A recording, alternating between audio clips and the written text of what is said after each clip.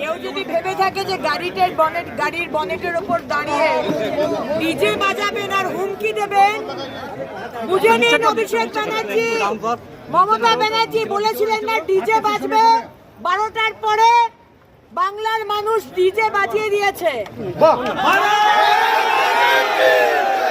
জনতার ওপর কেউ নেই, একটু বিনয়ী হতে শিখুন, বিনয়ী হতে শিখুন। আজকে মানুষ জবাব দিয়ে দিয়েছে। দিদি বলছে সূর্যাস্তের পরে আবার নাকি ঘুরবে।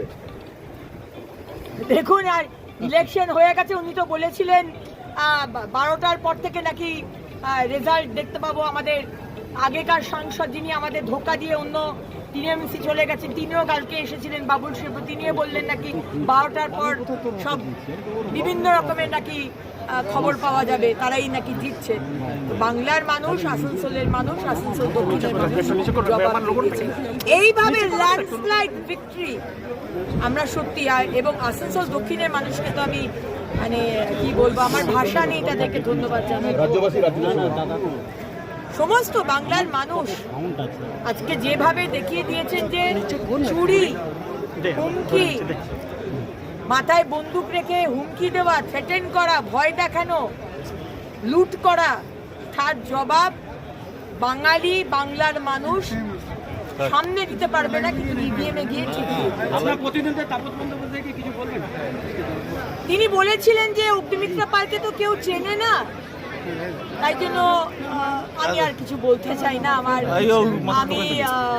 আমি তো এটাই শিখেছি, ইতিহাসের বইতে পড়েছিলাম, আলেকজান্ডার, কিং আলেকজান্ডারের কাছে যখন রাজা পুরু যখন হেরে গেছিলেন, তখন আলেকজান্ডার এসে বলেছিলেন যে রাজা পুরু, তুমি কেমন ভাবে চাও যে তোমাকে ট্রিট করা হোক, কেমন ব্যবহার তুমি চাও?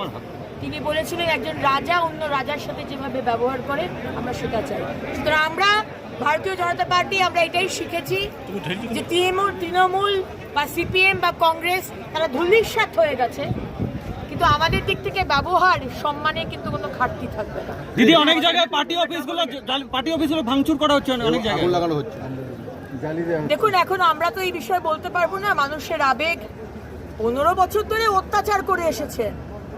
2021-এ 2রা মে মনে আছে মমতা ব্যানার্জি 60 জন কর্মী খুন করেছেন আপনার লোকেরা, আমার মহিলাদের ধর্ষণ করেছেন, বাড়ি জ্বালিয়ে দিয়েছেন, গাছে টাঙিয়ে ঝুলিয়ে দিয়েছেন। তার জবাব তো যতই আমরা বারণ করি, আমরা বলবো হাতে আইন নেবেন না, সংযম রাখুন, কিন্তু মানুষের আবেগ। 15 বছর আপনি যেভাবে অত্যাচার করেছেন তৃণমূল পার্টি, আর তার আগে 34 বছর সিপিএম, এর জবাব তো বাংলার মানুষ দেবে। দিদি, অভয়কাণ্ড রিওপেন করা হবে কি? প্রত্যেকটা কেস রিওপেন হবে, দেখতে থাকুন।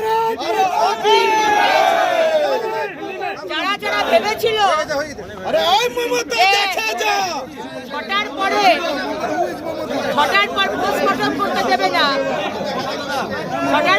6টার পরে পোস্টমর্টম করা হবে, সেকেন্ড অন্য হাসপাতাল থেকে পোস্টমর্টম করতে দেবে না, 2টো মৃতদেহ ছিল, তারপরেও অভয়ের বডিকে পুড়িয়ে দেওয়া হয়েছিল। অভয়ের কেস খোলা হবে, বাকি প্রত্যেকটা কেস যেভাবে মানুষকে অত্যাচার করেছে, চাপা দিয়েছে, ধামা চাপা দিয়েছে, প্রত্যেকটা কেস খোলা হবে।